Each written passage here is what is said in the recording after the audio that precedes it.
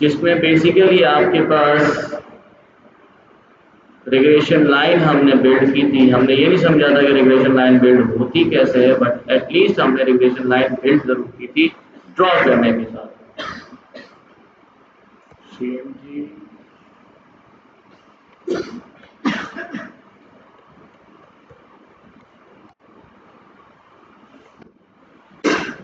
एक मिनट में जरा पेन कनेक्ट कर लूँ मेरी। What is linear regression? मैंने लास्ट टाइम आप सबको एक्सप्लेन कर दिया था कि लीनियर रिग्रेशन होता क्या है, जब हम लोग सिंपल रिग्रेशन लाइन बिल्ड कर रहे थे जिसमें हमने थोड़ा बहुत चीज़ें देखी थी कि रिग्रेशन लाइन बिल्ड होती तो है, इसका मकसद क्या होता है? To predict you can say unseen value जो अभी तक आपके मॉडल ने देखी ना। जब आप ट्रेनिंग परफॉर्म करते हैं, द टाइम ऑफ ट्रेनिंग जो मॉडल को आपने डेटा प्रोवाइड किया है उससे हटकर कोई आप डेटा उससे बेसिकली प्रोवाइड करते हो to get the response that is basically based on regression line. वो जो रिग्रेशन लाइन बनती है, अब सारा कमाल ये होता है कि ये रिग्रेशन लाइन बनती कैसे। थोड़ा मैथमेटिकली हम इसको समझने की कोशिश करेंगे। एक चीज़ याद रखें, जो स्टैटिस्टिक्स मैंने आपको पढ़ाई है वही स्टैटिस्टिक्स यहाँ पर भी बिल्ड होगी और यहीं पर काम भी आएगी। कहीं ना कहीं आपको स्टैटिस्टिक्स के वो सारी टर्मिनोलॉजी नजर आएंगी जो हम नॉर्मली यूज करते थे, जैसे कि नल हाइपोथेसिस, अल्टरनेट हाइपोथेसिस, ये सब चीज़ें आपको यहाँ पर नजर आएंगी। मैथमेटिक्स क्यों ज़रूरी है, एटलीस्ट हमें मालूम होना चाहिए। मैं साथ साथ आपको पहले मैथमेटिक्स का एक थोड़ा सा नो हाउ लेते हैं, उसके बाद हम इसको इम्प्लीमेंट करके भी देखते हैं कि आप देखोगे इम्प्लीमेंट करते वक्त आपको मैथमेटिक्स आना ना आने की ज़रूरत नहीं होती। सिर्फ 5 लाइनों का कोड होता है जिसके ऊपर आप बेसिकली कंप्लीट मशीन लर्निंग का लीनियर रिग्रेशन का मॉडल परफॉर्म कर सकते हो।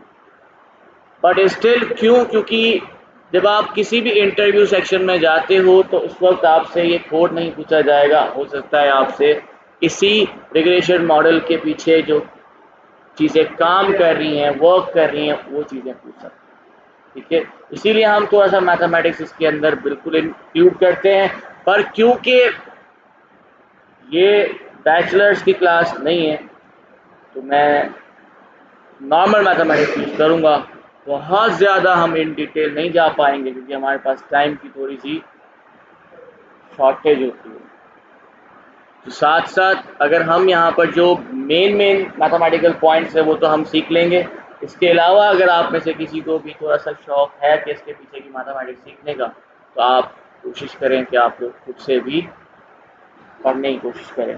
ठीक है, मैं सिंपली यहाँ पर परफॉर्म करूँगा। अच्छा, number 1 thing, what is the regression here and why basically regression line or linear regression has been working, या फिर हम यहाँ पर linear regression के अंदर क्या पढ़ेंगे ना। फर्स्ट ऑफ ऑल मैं यहाँ पर लिख देता हूँ हम क्या पढ़ने जा रहे हैं। हम पढ़ने जा रहे हैं linear regression। In this, what is our agenda here? Number 1 thing is what problems does a linear regression solves?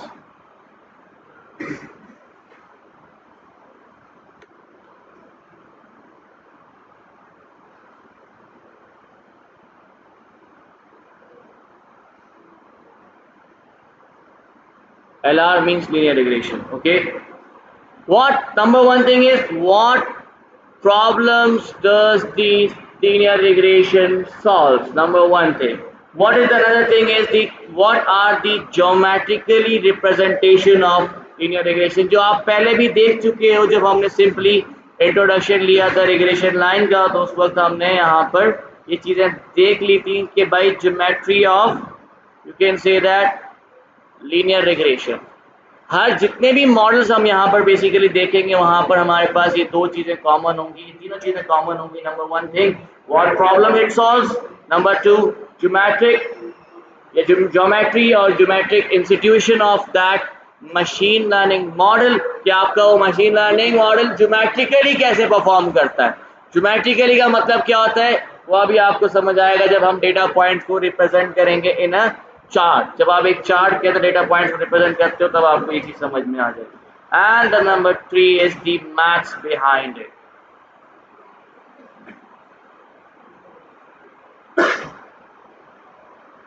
ये तीन चीजें हमने लाजमी कवर अप करनी है हर मशीन लर्निंग मॉडल के बारे में, ठीक है, ताकि हम इजीली अंडरस्टैंड कर पाएँ कि हमारा मॉडल आखिर परफॉर्म करता भी है तो कैसे परफॉर्म करता है।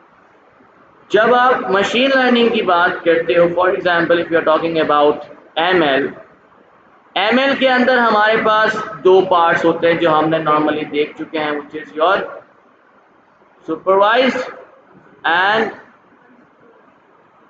अनसुपरवाइज्ड।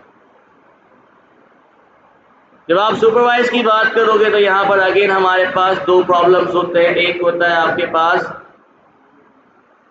रिग्रेशन प्रॉब्लम और दूसरा होता है आपका क्लासिफिकेशन प्रॉब्लम। क्लासिफिकेशन का मतलब जब आप कैटेगोरिकल डेटा के ऊपर काम कर रहे हो, मतलब जो आपका आउटपुट आएगा वो आ जाएगा यहाँ पर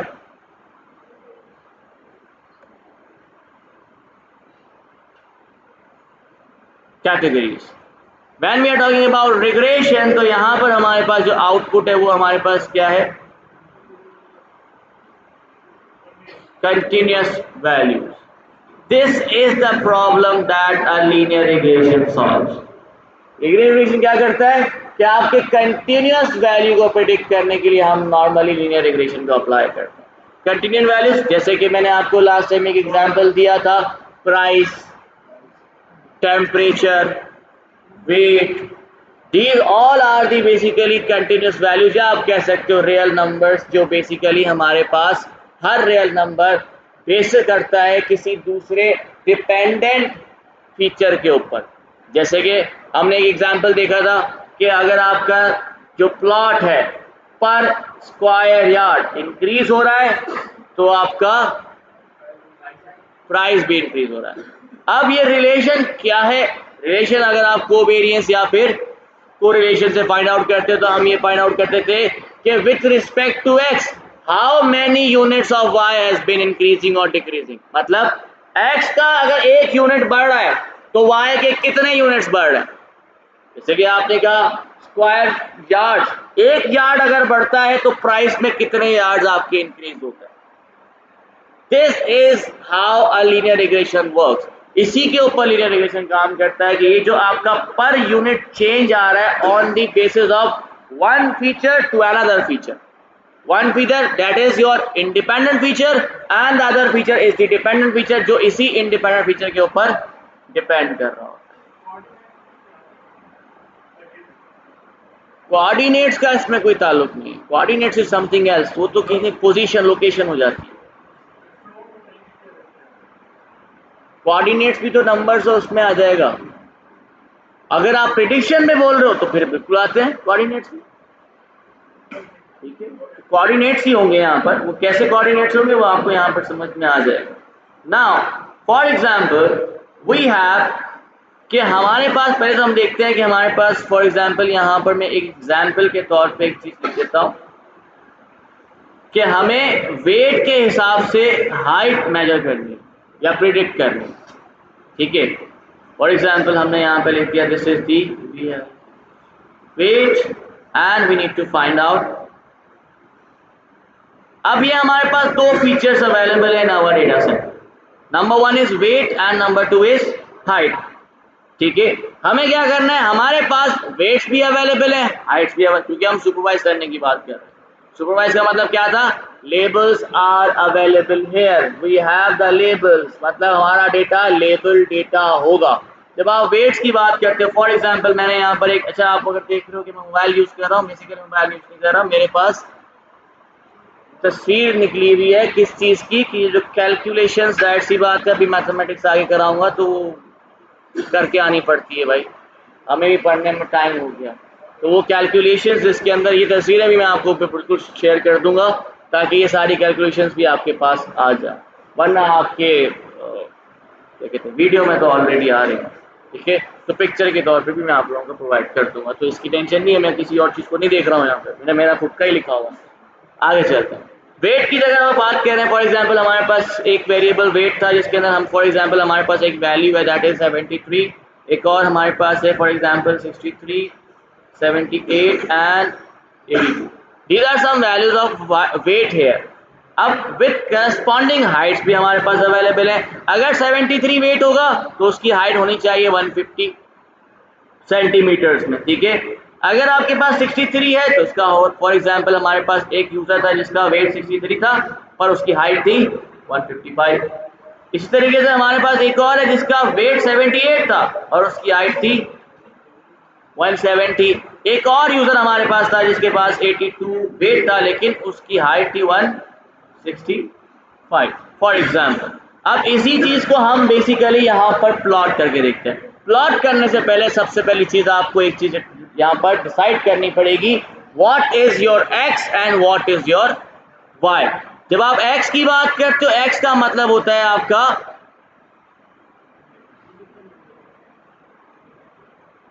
इंडिपेंडेंट फीचर, ठीक है। फीचर को आप एज अ कॉलम भी डिनोट कर सकते हो पर हम इसको फीचर ही कहेंगे, ठीक है। आप इसको कॉलम ना कहें तो अच्छा है क्योंकि in the terms of machine learning normally this is called as features not columns. बस जस्ट फॉर द रिप्रेजेंटेशन आपको समझाने के लिए फीचर्स हम कॉलम्स को ही कहते हैं। अब यहां पर हमारे पास कितने कॉलम्स हैं? 2 कॉलम्स हैं, मतलब कितने फीचर्स हो गए? 2 फीचर्स हो गए। अब हमारे पास एक तो आपके पास x की वैल्यू होती है और दूसरा होता है आपके पास y। y क्या होता है आपका? Dependent feature. Dependent means what? A feature that has been dependent on another feature. अब टोटल हमारे पास 2 हैं, आपके पास 10 क्यों ना हो, y हमेशा 1 होगा। y is always one feature. x की वैल्यूज कितनी भी हो सकती है।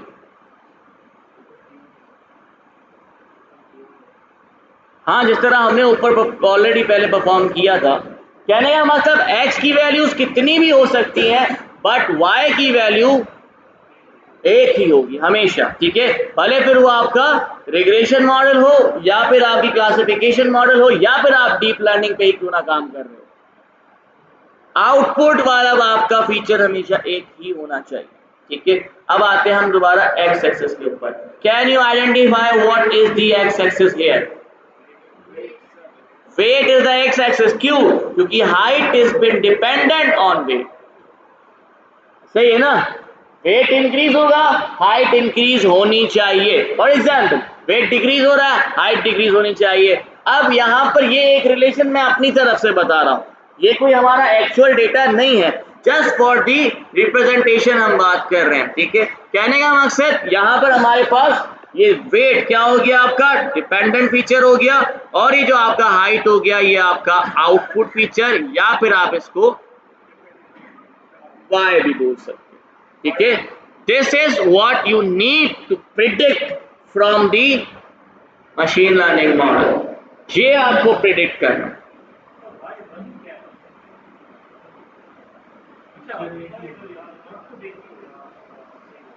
Output, this is your y feature that you are going to be predicted now from the machine learning model। अब ये प्रिडिक्शन यहाँ पर होती कैसे है? हम सिंपली यहाँ पर क्या परफॉर्म करते हैं, मैं इसी को ही डिस्प्ले या फिर you can say that visualise करने की कोशिश करता हूँ यहाँ पर।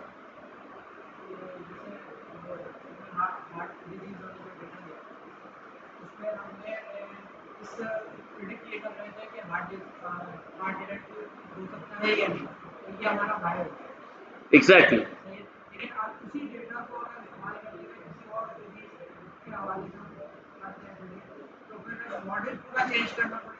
देखो, जब आप आउटपुट की बात करते हो, अगर आपके पास आउटपुट में सिर्फ हार्ट अटैक के बारे में आपको नॉलेज है तो आप उसके लिए सिर्फ हार्ट अटैक के लिए सुपरवाइज लर्निंग परफॉर्म कर सकते हो। उसी डेटा पे अगर आप किसी दूसरी डिजीज के परफॉर्म करोगे तो आपके पास आउटपुट तो है ही नहीं, तो ये अनसुपरवाइज हो गया। एक्स आपकी मर्जी है कितने भी रख सकते हो, वाई के ऊपर बेसिकली हम डिपेंड कर रहे हैं सुपरवाइज लर्निंग। सुपरवाइज लर्निंग में अनसुपरवाइज में क्या फर्क था? एक्स तो दोनों में था, एक में वाई था एक में नहीं था। वाई का मतलब आउटपुट आपको मालूम था, एक में आउटपुट आपको मालूम नहीं था। अगर आपको सिर्फ हार्ट अटैक का आउटपुट मालूम है तो आप उस पर सिर्फ और सिर्फ हार्ट अटैक की प्रिडिक्शन कर सकते हो, आप उसके ऊपर कोई दूसरी प्रिडिक्शन तो नहीं कर सकते। क्योंकि आपको आउटपुट तो मालूम ही नहीं है।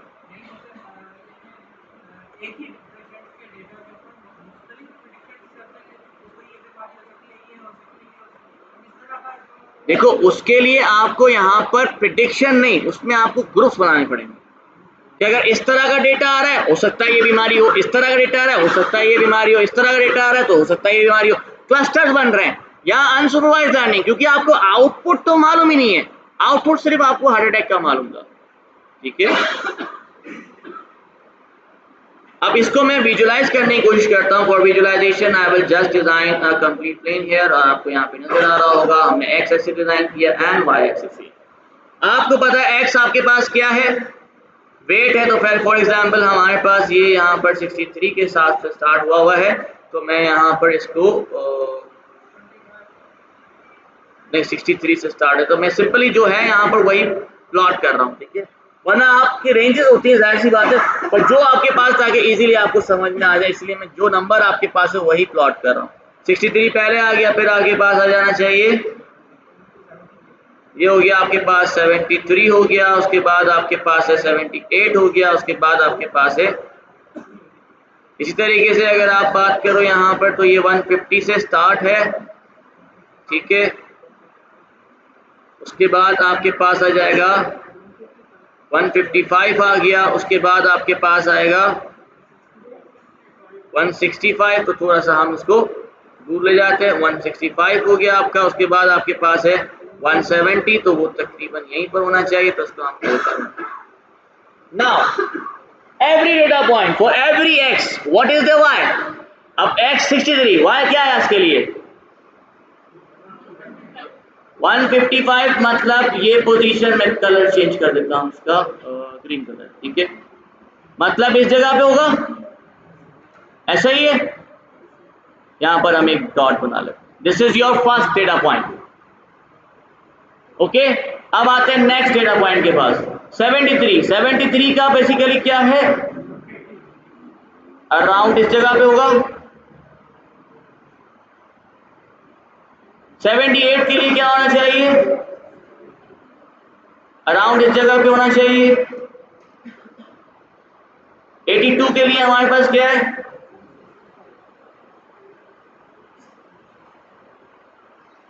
Now we have some data points here. आपको यहां पर टोटल 4 डेटा पॉइंट्स बनते हैं।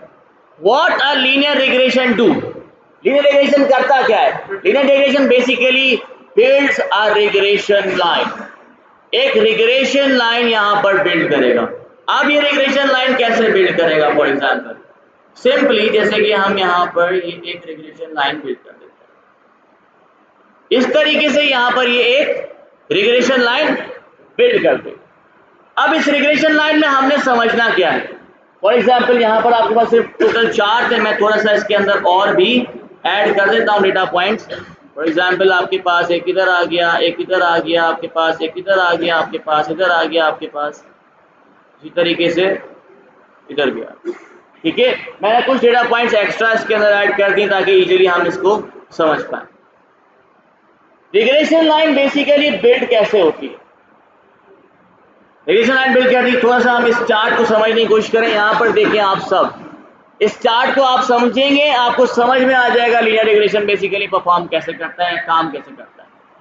ये जो आपके पास लाइन नजर आ रही है इसको हम कहते हैं best fit line, best fit line. This is your orange क्यों हो गया, रिग्रेशन लाइन ही बिल्ड हो रही है, ये रिग्रेशन लाइन ही है, और इस लाइन को हम क्या कहते हैं, इस लाइन को हम कहते हैं best fit line. Best fit line क्यों कह रहा हूं अभी समझ में आ जाएगा। This is your best fit line. What is best fit line here,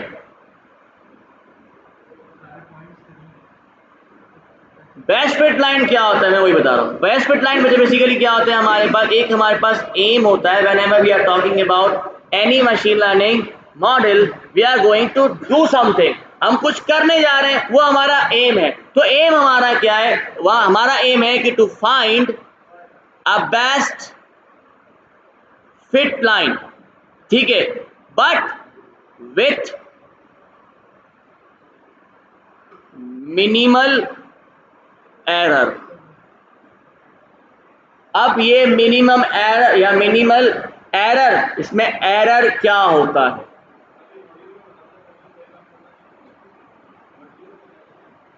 ठीक है, मॉड्यूल बताता है कि एरर का मतलब सही परफॉर्म कर रहा है कि नहीं कर रहा, लेकिन ये एरर है क्या इटसेल्फ?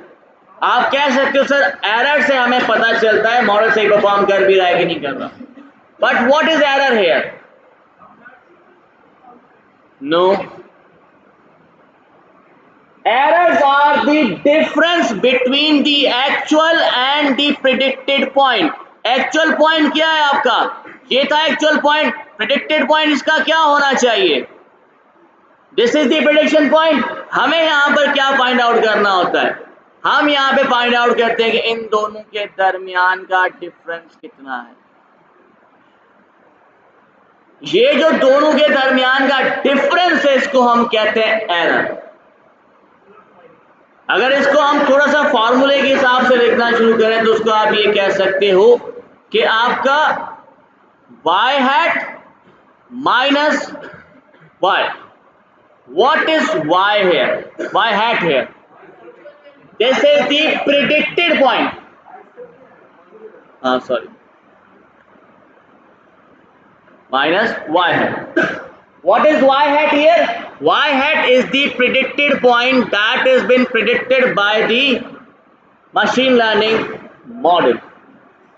अब ये जो y hat है वो हमें यहां कहां नजर आ रहा है? The line itself is the y hat, क्योंकि मैंने आपको पहले भी बताया था ये जो रिग्रेशन लाइन होती है कोई एक लाइन नहीं है, ये it is the collection of points. आपका जो एक्चुअल पॉइंट था 73 के ऊपर, एक्चुअल पॉइंट क्या था? 150। मॉडल ने क्या प्रेडिक्ट किया है? 156 और 157 फॉर एग्जांपल। यहां पर इन दोनों के दरमियान का डिफरेंस कितना है? -7। मतलब 7 का डिफरेंस आ रहा है, इसका मतलब एरर क्या है आपका? 7। हमारा काम क्या होता है? हमारा काम होता है कि एक ऐसी बेस्ट फिट लाइन डिटेक्ट करना, बनाना, क्रिएट करना जहां पर ये एरर सबसे कम हो। It is impossible to get error rate 0। ठीक है, इट इज इम्पॉसिबल। आप एरर रेट 0 नहीं फाइंड कर सकते। थोड़ा सा डिफरेंस आपको कहीं ना कहीं नजर आता है क्योंकि वो एक्चुअली परफॉर्म नहीं हुआ। Once it is actually perform आपका एरर रेट 0 हो जाता है। ठीक है, लेकिन हमें ये फाइंड आउट करना है कि जो मिनिमल पोजीशन है उसी के ऊपर हम इस रिग्रेशन लाइन को प्लॉट करें। जब वो रिग्रेशन लाइन मिनिमल एरर के साथ प्लॉट होती है इसका मतलब this line is now your best fit line. समझ आ गया? देखिए वो डिपेंड करता है ना, आप रिड्यूस करते जाओगे उसको। अब रिड्यूस कैसे होता है? आप एक सवाल कर सकते हो, सर आपने ऐसे ही क्यों लाइन जनरेट की? सवाल हो सकता है ना, ऐसे ही मैंने क्यों क्रिएट की? मैंने नहीं क्रिएट की है, मैं आपको यहां पे कह रहा हूं आप ऐसे क्रिएट कर दो। आपने इस तरीके से एक लाइन क्रिएट की, find out the distance here. What is the distance here? आपको पता चलेगा यहां पर डिस्टेंस 7 से बड़ा होगा। हम क्या करेंगे, इसको आप फिर टिल्ट करते जाएंगे करते जाएंगे करते जाएंगे करते जाएंगे करते जाएंगे जब तक आपके पास बेस्ट फिट लाइन नहीं क्रिएट होती। पहले आप इनिशियली कहीं पर भी ड्रॉ कर दो। नॉर्मली हम कोशिश करते हैं मीन लोकेशन पे ड्रॉ करें। अब ये आपकी मीन लोकेशन थी, हमने मीन लोकेशन के ऊपर एक ड्रॉ कर दिया फॉर एग्जांपल लाइन। अब हम इसको बेसिकली रोटेट करते जाएंगे। रोटेट कैसे करते हैं? फॉर रोटेटिंग, वेरी गुड, वो आगे का है वो, अभी रुको। For rotating we need to find the slope of your line. आपको लाइन का स्लोप फाइंड आउट करना। अभी अगर आपकी मीन लोकेशन के ऊपर रिग्रेशन लाइन बनती है तो स्लोप 0। ऐसे ही है ना, स्लोप है ही नहीं, स्लोप 0 आएगा आपका। इस स्लोप को आप इंक्रीज करते जाओगे, जरूरी नहीं है इंक्रीज करते जाओ, आप इसको डिक्रीज भी कर सकते हो। ठीक है, बट डिपेंड करता है डेटा इंक्रीजिंग ऑर्डर में डिक्रीजिंग ऑर्डर में। अगर डेटा इंक्रीजिंग मतलब रिलेशन इंक्रीजिंग ऑर्डर में जा रहा है तो आप इसको स्लोप को इंक्रीज करोगे। अगर आपके पास बेसिकली यहाँ पर जो क्या कहते हैं रिलेशन है वो डिक्रीज इन ऑर्डर में, तो आप उसको डिक्रीज करना शुरू कर दोगे। मतलब या तो इस तरफ से आप टिल्ट करोगे, या तो आप राइट साइड से पॉजिटिव स्लोप या फिर नेगेटिव स्लोप।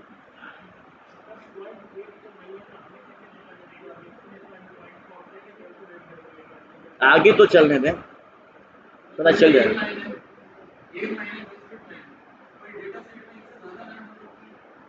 हाँ नहीं, एक ही प्रिडिक्शन तो एक, देखो आउटपुट क्या है एक। अब आपका एक सवाल बिल्कुल सही है, वो भी आपका बात सही है। एक सवाल इन्होंने कहा है कि सर क्या मल्टीपल बेस्ट फिट लाइंस बन सकती हैं?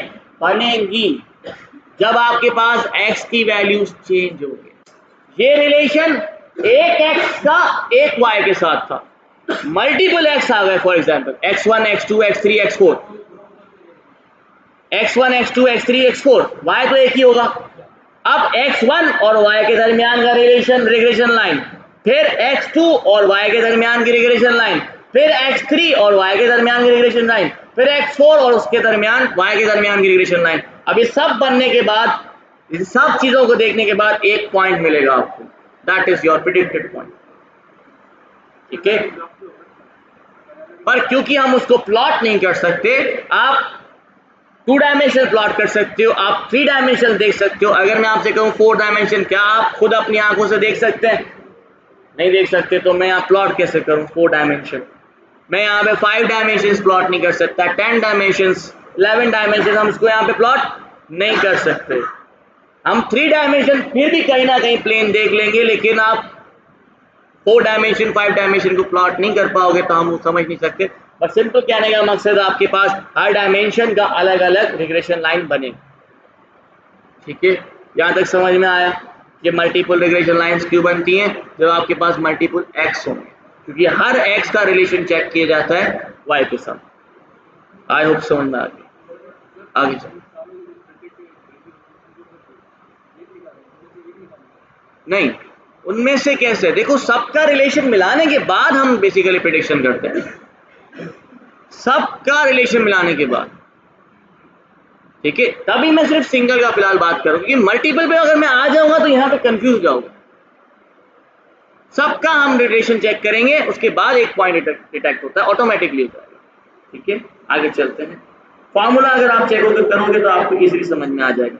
तो मैं सिंपली यहाँ पर लिख भी देता हूँ ताकि आप लोगों को वीडियो में भी नजर आ जाए। ये जो आपके पास रिग्रेशन लाइन होती है, इसको हम बेसिकली कहते हैं your predicted point. This is your predicted point, and ये जो आपके पास ग्रीन डॉट्स नजर आ रहे हैं, this is your actual value. Very good. ठीक है, जो प्रेडिक्ट हुआ और जो बेसिकली प्रेडिक्ट एक्चुअल वैल्यू थी, दोनों का डिफरेंस आपको समझ में आता है।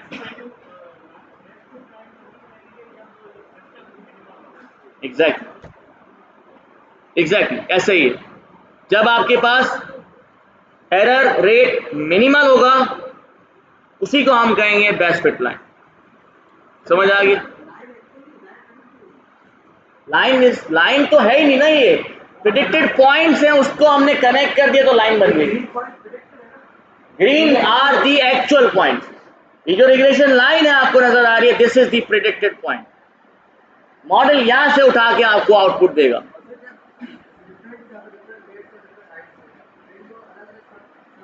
नहीं विड्थ नहीं, हाइट, सिर्फ हाइट चेंज करनी, उसका एवरेज निकलेगा। आगे तो आने तो दो, आएगा, सब आएगा। अभी देखो तो सही कैसे आता है, सब आएगा, सब्र करो, इतनी जल्दी भागने की क्या जरूरत है। ठीक है, समझ आ गया? इसमें कोई भी सवाल है तो आप मुझसे पूछ सकते हैं, नहीं तो फिर हम आगे बढ़े।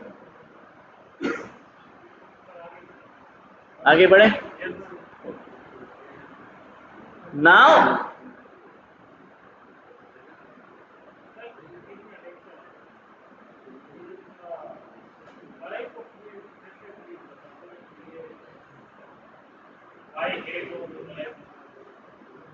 वाई हैट का मतलब है आपकी प्रिडिक्टेड वैल्यू, ये जो लाइन आपकी बनी है ये आपका वाई हैट है, ये जो वाई है ये आपकी एक्चुअल वैल्यू है जो यहाँ से आपने उठाई थी।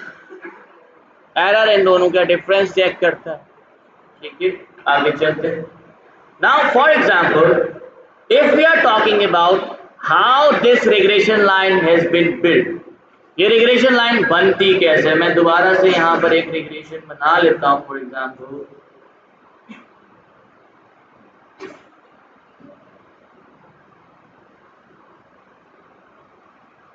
these are your actual values, for example if we say,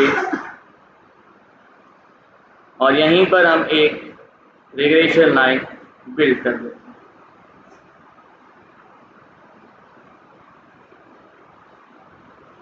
यहां तक समझ में आया? अब ये जो आपके पास रिग्रेशन लाइन है इसको आपने क्या कहा था?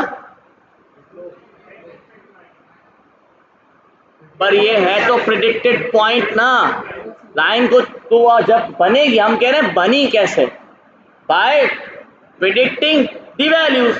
अब ये हो गया आपका वाई हैट, ये बेसिकली आपके पास ये वैल्यूज बनती कैसे हैं, आती कैसे हैं, उसके लिए हमारे पास एक सिंपल फॉर्मूला है जिसका नाम है mx plus C.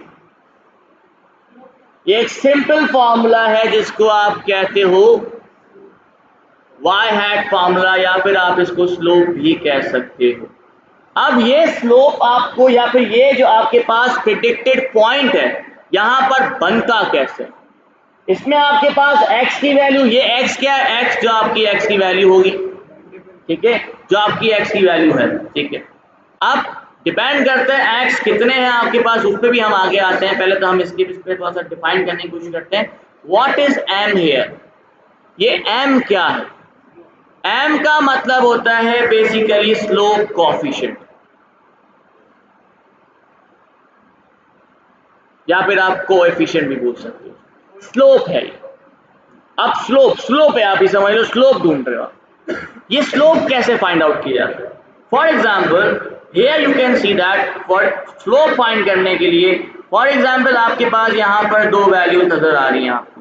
This is your one predicted point for example, and this is your second predicted point for example. ठीक है, हमें ये फाइंड आउट करना, हमें क्या करना होता है, इस पूरी लाइन में से दो पॉइंट्स उठाने होते हैं, कहीं से भी उठा सकते हो आप, इट्स अप टू यू। आप कहीं से भी यहाँ पर इसको पॉइंट को सिलेक्ट कर लो, दो पॉइंट्स करस्पॉन्डिंग पॉइंट्स होने चाहिए, वन आफ्टर वन। इन दोनों के बीच का स्लोप फाइंड आउट करना। वो कैसे फाइंड आउट? फॉर एग्जाम्पल आप कह रहे हो ये आपका हम इसकी बात कर लेते हैं, this is your X here, एक पॉइंट आपका ये आ गया, ये इसको थोड़ा सा हम चेंज करते हैं, this is your one point and this is your second point. हमें क्या करना होता है, ये चेक करना है with respect to X what is the change in Y. Simple, with respect to X what is the change in Y here. इसी तरीके से आपने यहां पर भी क्या चेक किया कि with respect to X what is the change in Y. इस दोनों को आप आपस में से कनेक्ट कर लो। ये जो बीच में आपको स्लोप नजर आ रहा है, इस स्लोप को हमने फाइंड आउट करना होता है कि what is the difference between one predicted point and another different predicted point.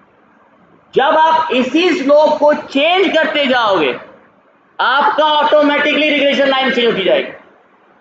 अब आप देख सकते हो ये अगर इस तरीके से आपके पास स्लोप आ रहा है, मैं स्लोप को इंक्रीज करूं या डिक्रीज कर रहा हूं, फॉर एग्जांपल आपकी प्रेडिक्शन जो आपकी बेस्ट फिट लाइन थी वो मूव करती जाएगी ऑटोमेटिकली, मैं स्लोप चेंज करूं बस, ऐसा ही है।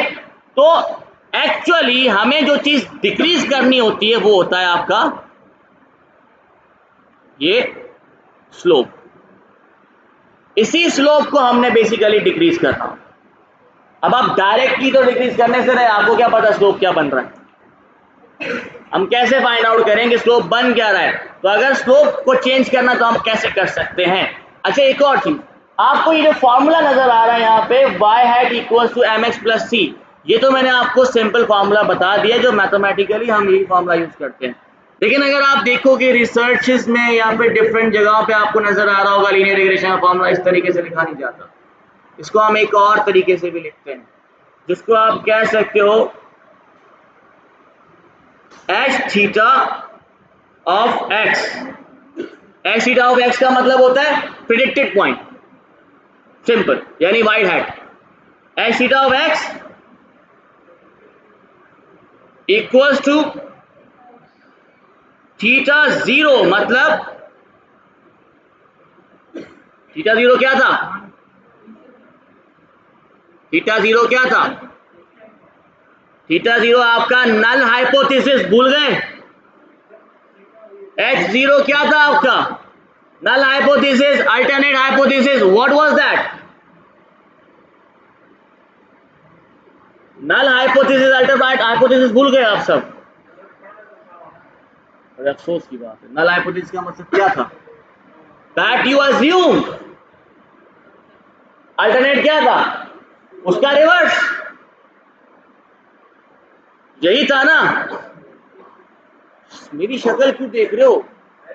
इसके अलावा कुछ पढ़ाया क्या मैंने इसमें नल हाइपोथेसिस और अल्टरनेट हाइपोथेसिस? इसीलिए मैंने बार बार कहा था बहुत इंपॉर्टेंट चीजें हैं, सुना करें। अल्टरनेट हाइपोथेसिस और नल हाइपोथेसिस का क्या फर्क था?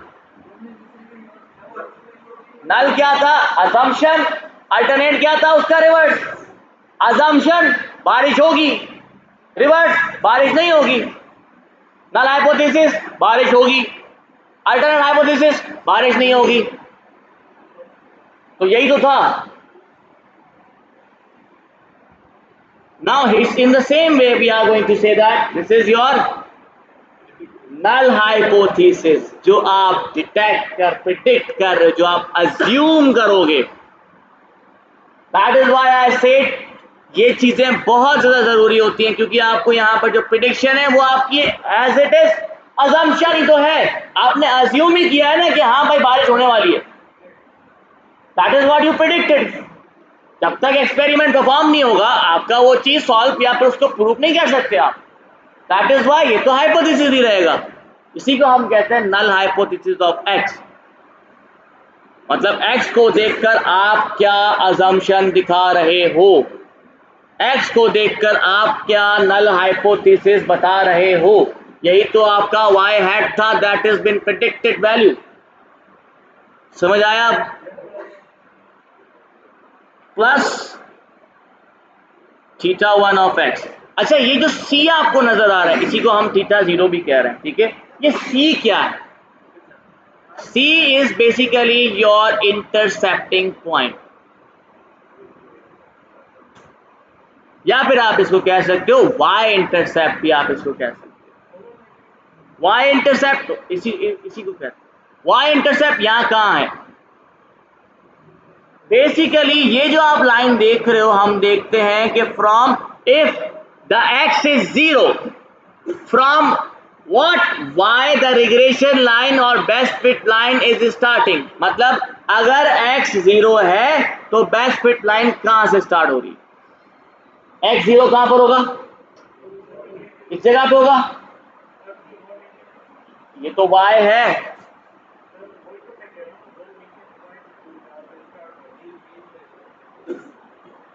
यहां पर आएगा। This is your intercepting point. आप पहले समझ लें, this is X and this is Y. ऊपर जाएगा वाई इंक्रीज हो रहा है, पीछे जा रहा है, यहां पर एक्स जीरो हो गया।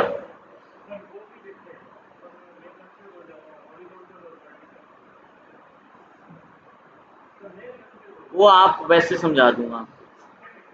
This point at which the best fit line is intercepting the Y value, या फिर वाई लाइन को इंटरसेप्ट करना, जिसको आप कहते हो सी। अब आप एक चीज देख सकते हो, क्या हमें इंटरसेप्टिंग पॉइंट को चेंज करना चाहिए?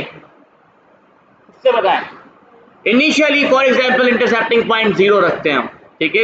एक लाइन आपकी जो स्टार्ट हो रही है, फॉर एग्जांपल यहां से स्टार्ट हो रही है, फॉर एग्जांपल। अब मुझे वो वाली ऊपर वाली लाइन बनानी है, तो मैं कैसे बना सकता हूं? क्या मुझे इंटरसेप्टिंग पॉइंट को चेंज करना चाहिए? यार हम सोचते हैं।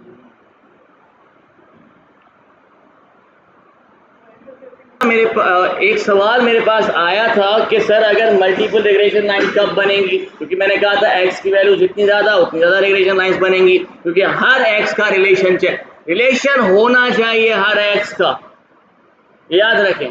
हर x का रिलेशन होगा यहाँ पे। अब मल्टीपल x हो तो ये फॉर्मूला कैसा दिखता है?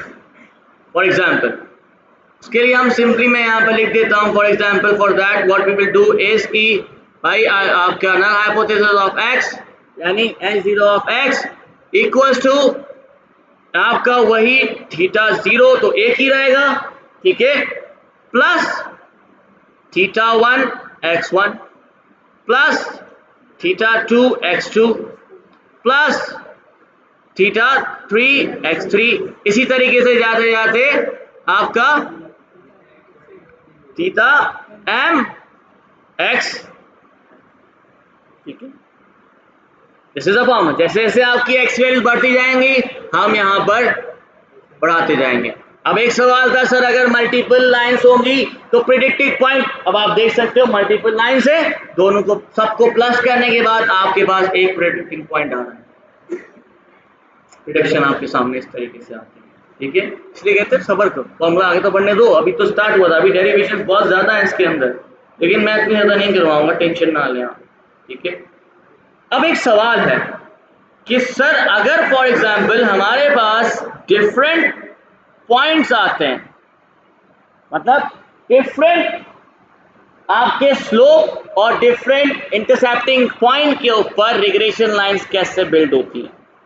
फॉर एग्जाम्पल हम यहाँ पर एक प्लेन दोबारा से मैं डिज़ाइन कर लेता हूँ। फॉर एग्जाम्पल मैंने यहाँ पे डिज़ाइन कर दिया, this is your one plane, ठीक है, इसको थोड़ा सा छोटा कर देते हैं,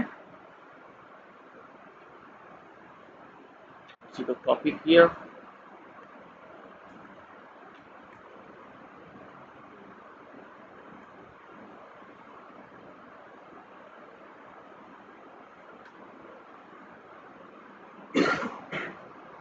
now for example if we are going to say कि अगर हमारे पे, मैं यहाँ पे थोड़े से डेटा पॉइंट्स भी यहाँ पे बना लेता हूँ, जैसे कि मैं यहाँ पे x में वैल्यू दे देता हूँ 1 2 एंड 3, इसी तरीके से y के अंदर भी हम कुछ वैल्यू दे देते हैं 1 2 एंड 3 हियर, ठीक है। अब अगर फॉर एग्जाम्पल आपके पास थीटा 0 जो क्या था आपका,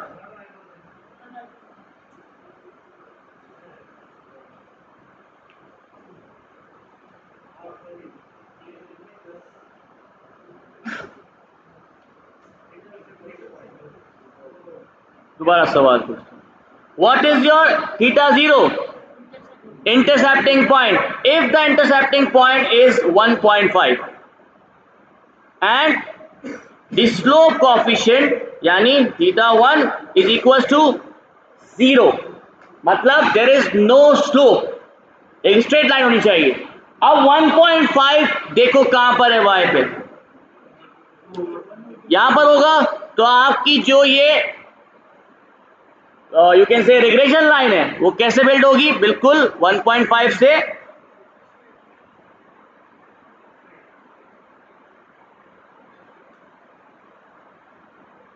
स्ट्रेट लाइन बिल्ड हो जाएगी।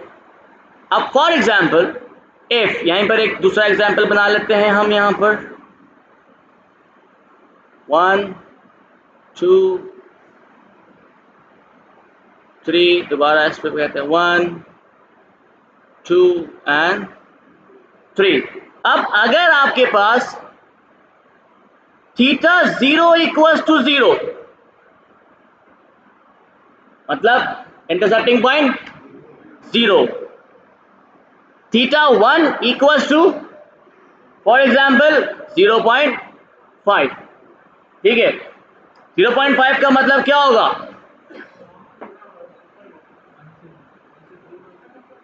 1 से, पहले देखो यहाँ पर थीटा 0 का मतलब क्या है, इंटरसेप्टिंग पॉइंट। पहले तो आप ये चेक करें कि हमें आपकी रिग्रेशन लाइन स्टार्ट कहां से करनी है, बिल्कुल वर्टेक्स से, यहां से ऐसे ही है, तो हमने वर्टेक्स से स्टार्ट किया। अब एंगल आपका क्या है उसका 50%, इसका मतलब सीधा आधा, मतलब आप इसको 50% डिवाइड करो, ये आपके पास किस तरीके से आना चाहिए, फर्स्ट वैल्यू क्या होगी 0.5 है ना आपकी, तो ये यहां पर है, तो इसके हिसाब से आप इसको लाइन ब्रेक कर दो, कि आप देखो इसको, पॉइंट चेक करो ना, ऐसे नहीं देखो, ऐसे नहीं समझे आप। दिस इज योर 0 के बाद नेक्स्ट पॉइंट होनी चाहिए 0.5, यहीं पे होगा, तो इसके हिसाब से आपकी कंप्लीट रिग्रेशन लाइन क्रिएट हो गई। ठीक है, मैं इसको हटा देता हूं। This is your when the intercepting point is 0 and वो पहले वाला क्या था, जब आपका इंटरसेप्टिंग पॉइंट और सॉरी स्लोप 0 था। जब स्लोप 0 था आपकी ऑटोमेटिकली रिग्रेशन लाइन स्ट्रेट हो गई। जब स्ट्रेट होगी आपको अच्छी तरीके से पता है कि यहां पर डिस्टेंस बहुत ज्यादा होगा। अब ये स्ट्रेट लाइन तब बनती है जब टू वेरिएबल्स आर 100% इक्वल, जब दोनों फीचर्स एग्जैक्टली इक्वल होंगे। मतलब आप y की वैल्यू चेंज करो कोई फर्क नहीं पड़ेगा, आप x की वैल्यू चेंज करो कोई फर्क नहीं पड़ना चाहिए एक दूसरे के ऊपर, दोनों की वैल्यू सेम होनी चाहिए, तब आपके पास एक कंप्लीट स्ट्रेट लाइन बन जाएगी। एग्जाम्पल ऐसा कुछ है ही नहीं, जब रिलेशन ही नहीं बन रहा तो आप बनाओगे क्यों?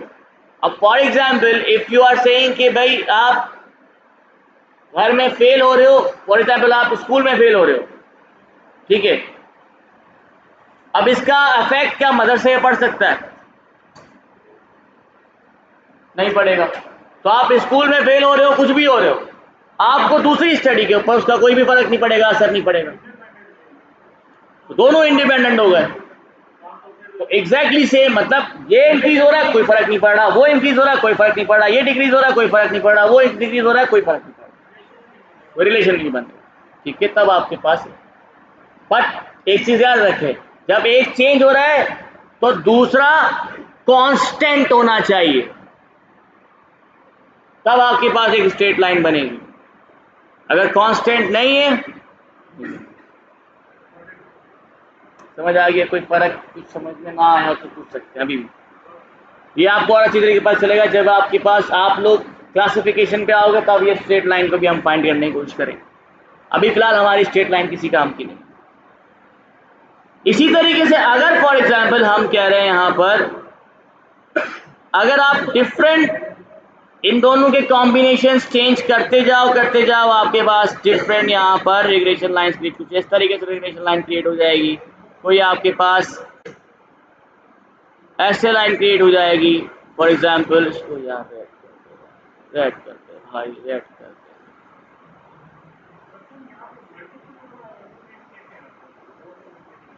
अगर आप जैसे जैसे वैल्यूज चेंज कर रहे हो, मैं ये बताने की कोशिश कर रहा हूँ कि आपके पास डिफरेंट रिग्रेशन लाइंस बनती जाएंगी।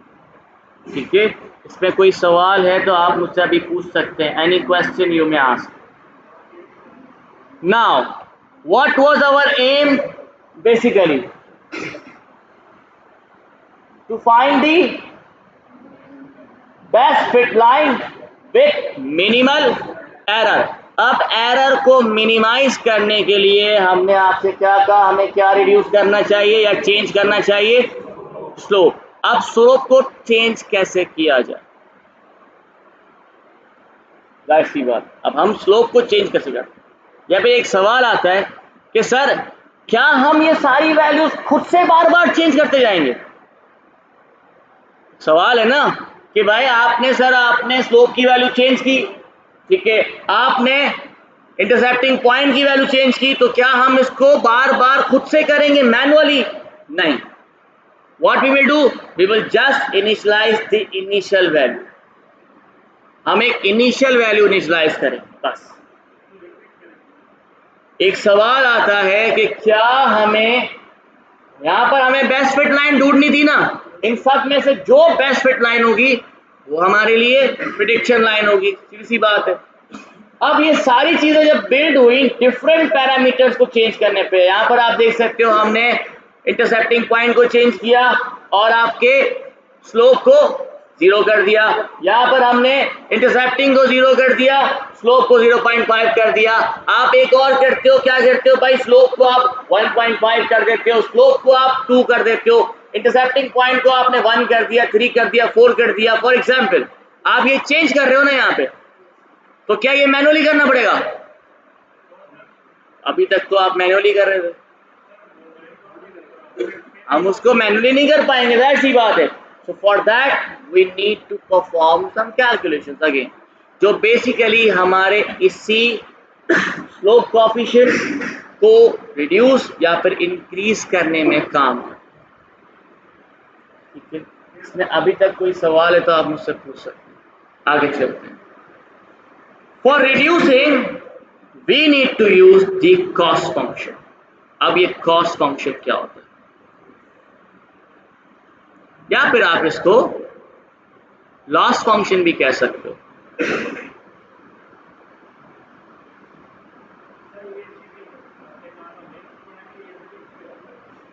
नहीं, ये कॉस्ट नहीं, कॉस्ट है, सॉरी। अब सही, what is cost function and what is loss? Loss और कॉस्ट एक ही बात है। आप कॉस्ट फंक्शन या लॉस फंक्शन बेसिकली क्या काम करता है? This is a function that basically reduces the slope coefficient. अब ये रिड्यूस कैसे करेगा? How we can reduce this slope coefficient? By comparing the errors. Error आया, रिडक्शन जरूरी है, नजर आ रहा है कि इसको रिड्यूस करना चाहिए, रिड्यूस किया, अगर एरर में चेंज आया, पॉजिटिव चेंज आया, दैट मींस रिड्यूस हो गया, फिर दोबारा चेंज किया, फिर रिड्यूस हो रहा है, फिर हमने चेंज किया, जब तक आपका ये रिड्यूस होना बंद नहीं होता हम इसको चेंज करते रहेंगे।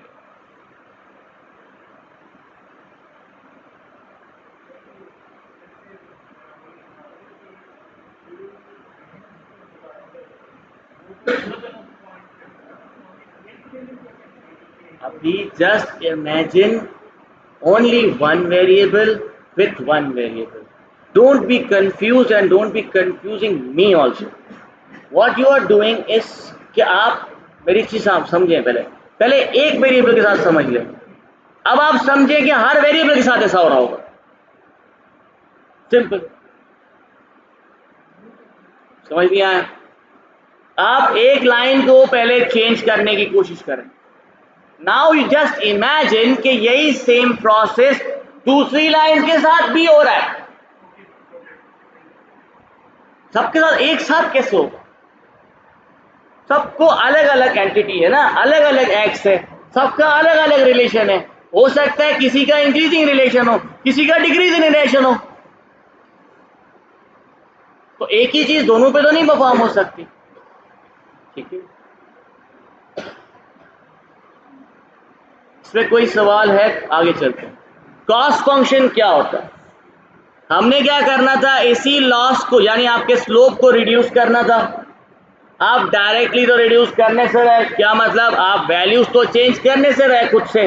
अगर आप मैनुअली चेंज करने बैठ जाओगे तो आप, हो सकता है आपने फॉर एग्जांपल मीन लोकेशन के ऊपर एक best fit line initially draw करवा दी, अब आप स्लोप चेंज कर रहे हो, अब आप स्लोप कितना चेंज करोगे?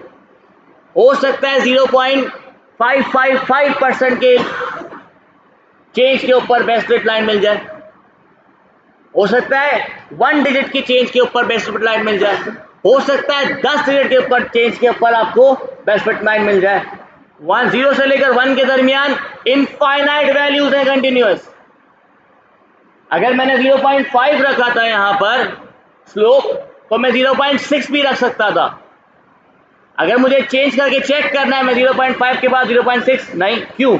मैं ऐसा भी रख सकता हूं 0.51, मैं यू भी यूज कर सकता था 0.512। तो आपको कैसे पता चलेगा? आप मैनुअली तो आप कर नहीं सकते। अब ये सिर्फ एक डेटा पॉइंट की बात हो रही है, ओनली वन डेटा पॉइंट। सारे डेटा पॉइंट कैसे चेंज करेंगे? डेटा सेट के अंदर 10,000 डेटा पॉइंट्स फॉर एग्जांपल, अब हर पॉइंट के ऊपर ये परफॉर्म होगा, then how we can predict that? We can not do it by manually. For that we will perform some automatic operations. ठीक है, ऑटोमेटिक ऑपरेशंस क्या होते हैं? Cost function. Cost function basically use होता है रिड्यूस करने के लिए, दैट्स इट, इसी स्लोप को रिड्यूस करने के लिए। अब कॉस्ट फंक्शन बेसिकली हम सिंपली पहले हम बात करते हैं यहां पर डिफरेंस की। यार तुमने मेरे को फॉर्मूला गलत दिखवा दिया, तुम मेरी वीडियो खराब करवाते हो।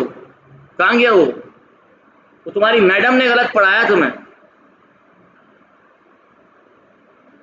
This is the formula. मैंने यही लिखा था पहले, y हैट माइनस वाई। तुमने कहा नहीं उल्टा होगा। प्रेडिक्टेड पहले होता है, उसमें से एक्चुअल माइनस किया जाता है।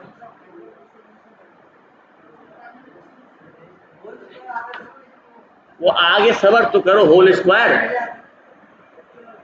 ठीक है, this is the error rate. अब नीचे आते हैं, हम कॉस्ट फंक्शन की तरफ आते हैं। कॉस्ट फंक्शन कैसे निकाला जाता है? Simply cost function for example निकालने के लिए हम क्या कर सकते हैं, उसका एक फॉर्मूला पहले हमने डिजाइन करना है। फॉर्मूला सिंपल है, पहले आप एरर रेट चेक करो। एरर रेट का मतलब फॉर एग्जांपल एरर रेट ऊपर हमने निकाला था, क्या था? अगर मैं इसको उसी सेम तरीके से लिखूं एच ऑफ थीटा के हिसाब से, तो H of theta of x मतलब प्रेडिक्टेड पॉइंट, ऐसे ही है माइनस। अच्छा, एक्स का मतलब मैं यहाँ पे एक सिंपल एक और चीज भी ले देता हूँ, व्हिच इज आई। एक्स आई मतलब हर एक एक्स की वैल्यू, हर एक एक्स की वैल्यू के ऊपर ये परफॉर्म हो रहा है। अब यहां पर कितनी एक्स की वैल्यूज थी? 4, तो चारों पे परफॉर्म होगा कॉस्ट फंक्शन। ठीक है, आगे चलते हैं। H theta of x minus actual value आपकी सिंपली क्या थी? वाई आई। मैं इसलिए लिख रहा हूं हर एंटिटी का आउटपुट। ठीक है, क्योंकि जाहिर सी बात है उसी को हम कंपेयर करें। This is the difference. अब आपको एक चीज मालूम है, अगर फॉर एग्जाम्पल आपकी जो प्रिडिक्टेड पॉइंट है वो कम होता है और एक्चुअल पॉइंट ज्यादा होता है, तो ऑटोमेटिकली ये वैल्यू माइनस में चली जाएगी या नहीं? यहां पर जवाब दें। अगर प्रिडिक्टेड पॉइंट कम होता है और एक्चुअल पॉइंट ज्यादा होता है, तो ऑटोमेटिकली फॉर्मूला के हिसाब से आपकी वैल्यू नेगेटिव हो जाएगी। नेगेटिव हो जाएगी तो गलत आपके पास रिस्पॉन्स आएगा। तो हमें इसको नेगेटिव खत्म करना। नेगेटिव खत्म करने के लिए हम क्या करेंगे? होल स्क्वायर कर, सिंपल। आपने होल स्क्वायर कर दिया, ऑटोमेटिकली आपकी माइनस की वैल्यू पॉजिटिव हो जाएगी। Simple is that. अब क्योंकि हम कॉस्ट फंक्शन बना रहे थे, कॉस्ट फंक्शन क्या देख रहा था कि सारे जितने भी एक्स हैं इन सब का एरर चेक कर रहे हैं हम। तो सबका करना है तो हम कैसे कर सकते हैं? एक एक को नहीं, हम क्या करेंगे, सबका जितना भी एरर है उसका निकालेंगे एवरेज। सिंपल। और एवरेज निकालने के लिए क्या होता है? Sum of all divided by total number of experiments. For example यही था ना एवरेज निकालने के लिए। तो ये तो हो गया। अब ये एक हो गया, एक एक्सपेरिमेंट है, this is your one experiment. तो हमें मल्टीपल जाने हैं, अलग अलग एक्स की वैल्यूज हैं। तो अगर हम यहां पर लिखते हैं sum of all where i equals to 1 2 m। ठीक है, तो अब ये सबको सम तो करेगा, लेकिन क्योंकि मुझे इसको डिवाइडेड बाय टोटल करना है तो मैं इसको कर देता हूं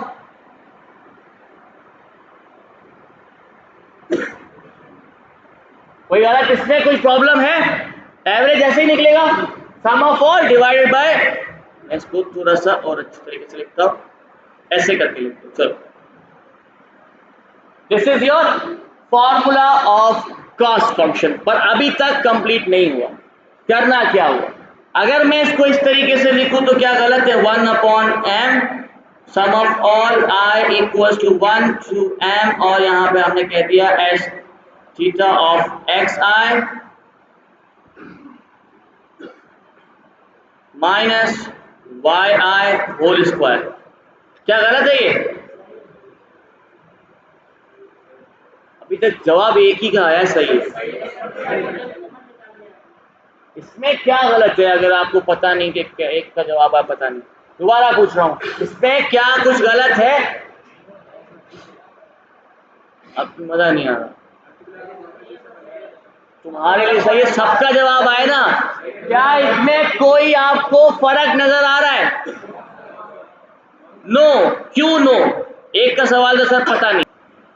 अब इसी फॉर्मूला के ऊपर एक चीज हमने एक्स्ट्रा ऐड करनी है, that is here we will do 2। अब ये 2 क्यों लगाया मैंने? नहीं, स्क्वायर को खत्म करने के लिए। मैंने अपनी तरफ से स्क्वायर दिया था ना उसके ऊपर, एरर के ऊपर मैंने अपनी तरफ से दिया था। इसको खत्म करने के लिए मैंने नीचे डिवाइड में 2 लगा दिया। अब इसको खत्म कैसे, सवाल है कि सर ये खत्म कैसे होगा। ठीक है, अगर आपको डिफरेंशियल इक्वेशन के बारे में थोड़ी सी नॉलेज हो तो अगर हम यहाँ पे कहते हैं फॉर एग्जांपल हमने कहा differential equation of x, differential equation for example if I से एक्स स्क्वायर, अगर हम इस पे डिफरेंशियल इक्वेशन अप्लाई करेंगे तो ये बेसिकली क्या हो जाएगा 2 पर माइनस 1 और ये आपका ऑटोमेटिकली किसके बराबर हो जाएगा, सॉरी 2x के। ठीक है, इसीलिए मैंने यहाँ पर 2 अप्लाई कर दिया। जैसे इसका आप डेरिवेटिव निकालोगे ये 2 यहाँ पर कैंसिल हो जाएगा और आपका दोबारा से वही सेम चीज आ जाएगी। सही है, एग्जैक्टली हमने क्या किया, आपने स्क्वायर किया वापस से डिवाइड कर दिया, उसका वापस से हाफ हो गया। हमने स्क्वायर इसलिए किया था ताकि उसकी साइन जो है वो चेंज हो जाए, वैल्यू चेंज नहीं चाहिए थी हमें। जब आपने स्क्वायर कर दिया 2 आया था फॉर एग्जांपल -2, -2 का स्क्वायर क्या होगा +4, डिवाइड बाय 2 कर दो वापस 2, तो पॉजिटिव का 2 बन गया वो। उस स्क्वायर की फंक्शनैलिटी को खत्म करने के लिए हमने यहाँ पे 2 कर दिया and this is basically your cost function.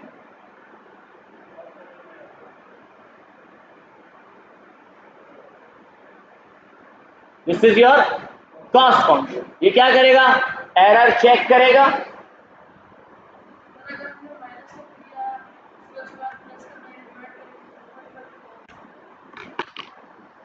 Three का आपने क्या किया, माइनस का 3 आया, 3 3 का 9 आ गया।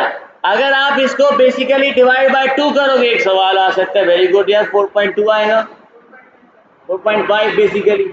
Now what we can do here, लेकिन वो 4.5 3 से करीब तो है ना, या चेंज है, बिल्कुल करीब तो है ना, 9 तो नहीं है,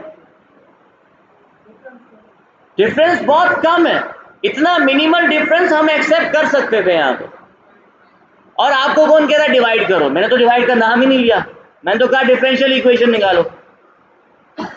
जब आप डिफरेंशियल इक्वेशन निकालोगे ऑटोमेटिकली सिर्फ 2 कैंसिल होगा, वैल्यू तो वैसी की वैसी रहेगी। वो तो सिर्फ समझाने के लिए था कि 2 से डिवाइड होता है। ठीक है, इसमें कोई सवाल है कॉस्ट फंक्शन, अब ये कॉस्ट फंक्शन रिड्यूस करता है इनके, हम what we are going to do, this cost function basically reduces the slope coefficient and creates the optimal best fit line. ठीक है, अब थोड़ा सा मैं खड़े होकर भी आपको समझा दूं। नाउ द क्वेश्चन अराइव्स कि कब तक हमें एरर को रिड्यूस करना है। एक जवाब आया कि सर जब तक आपका ये एरर रेट एक मिनिमम एक पॉइंट के बाद यू कैन से दोबारा से बढ़ना शुरू हो जाएगा। ये हमें कैसे पता चलेगा, for that we have different optimizers, जिसमें से एक सिंपल ऑप्टिमाइजर का मैं नाम लेता हूं, दैट इज ग्रेडियंट डिसेंट। अब ग्रेडियंट डिसेंट बेसिकली क्या करता है, ग्रेडियंट डिसेंट बेसिकली इस तरीके से आपके पास एक यू कैन से डिजाइन बिल्ड करता है। मैं वो आपको यहाँ पे डिजाइन दिखा देता हूँ जो ग्रेडियंट डिसेंट का है। हम ग्रेडियंट डिसेंट को और अच्छी तरीके से भी पढ़ेंगे और इसकी मैथमेटिक्स भी बिहाइंड देखेंगे बिल्कुल, और फिलहाल आपसे इतना समझने की कोशिश करें कि what is gradient descent here. Gradient descent करता क्या, जब हम एरर रेट निकाल रहे होंगे we will perform the optimizing function here। optimizing function क्या करेगा, हमारे इस लॉस फंक्शन को रिड्यूस तो करवा रहा होगा, लेकिन कब तक, जब तक हमारा ये जो ग्रेडियंट डिसेंट है फॉर एग्जांपल इसके अंदर हम ग्लोबल मिनिमा पे नहीं पहुंच जाते। This point is the global minima. अब इसका सिंपल फॉर्मूला है हमारे पास, फॉर्मूला क्या है हमारे पास, 1 upon lambda multiply by differential equation of your cost function, ठीक है, derivative of your cost function, जिसपे आप स्लोप निकालते हो। ये हम पढ़ेंगे, बाकायदा इसको समझने की कोशिश करेंगे। तो फिलहाल आप इतना समझे कि आप क्या करोगे, यहाँ पर जो लॉस फंक्शन है आप रिड्यूस करते जाओगे, ऑटोमेटिकली यहाँ पर डिफरेंट पॉइंट्स बनते जाएंगे। एक पॉइंट यहाँ बन गया, एक पॉइंट यहाँ बन गया, एक पॉइंट यहाँ बन गया। इस तरीके से हम इसको रिड्यूस करते जाएंगे। जरूरी नहीं है इधर बन रहा, हो सकता है यहाँ पे बनना शुरू हो जाए, ठीक है। अगर इधर एक पॉइंट आपके पास बन रहा है तो इसका मतलब आपके पास स्लोप पॉजिटिव है या नेगेटिव है? इट इज पॉजिटिव स्लोप, क्योंकि ये देखो ऊपर जा रहा है। यहां पर आपके पास नेगेटिव स्लोप है। अगर पॉजिटिव है तो आप अपने कॉस्ट फंक्शन को रिड्यूस करना शुरू करोगे। जैसे जैसे रिड्यूस करना शुरू हो जाओगे आपका ये पॉइंट पीछे आता जाएगा, जब तक आपके इस ग्लोबल मिनिमा, इसको हम कहते हैं ग्लोबल मिनिमा, ग्लोबल मिनिमा, जब तक इस ग्लोबल मिनिमा पे आपके पॉइंट नहीं पहुंचता तब तक आप इसको रिड्यूस करते जाओगे। जैसे ही ये ग्लोबल मिनिमा पे पहुंच गया, अब इसके बाद ये इंक्रीज होना शुरू हो जाएगा दोबारा से, और यहीं हम स्टॉप हो जाए automatically. We will not do anything, automatically हम यहाँ पे स्टॉप हो जाए। आई होप आपको लीनियर रिग्रेशन समझ में आ गया। एग्जैक्टली ये जो, अच्छा जरूरी नहीं होता, एक चीज याद रखें, ग्लोबल मीनिंग का मतलब होता है नियरेस्ट टू जीरो, ठीक है। नियरेस्ट टू जीरो मैं इसलिए कह रहा हूं क्योंकि जीरो नहीं हो सकता, थोड़ा बहुत तो फर्क आएगा, क्योंकि ये प्रेडिक्शन है, एक्चुअल एक्सपेरिमेंट नहीं। एक्चुअल एक्सपेरिमेंट होगा तो एग्जैक्टली सेम रिजल्ट्स आ जाएंगे आपके पास। जब एक्सपेरिमेंट नहीं है तो ये प्रेडिक्शन है, तो कहीं ना कहीं आपको फर्क आएगा। अब आते हैं हम हमारी प्रोग्रामिंग के ऊपर। यहाँ तक आपको समझ में आ गया, अब जरा प्रोग्राम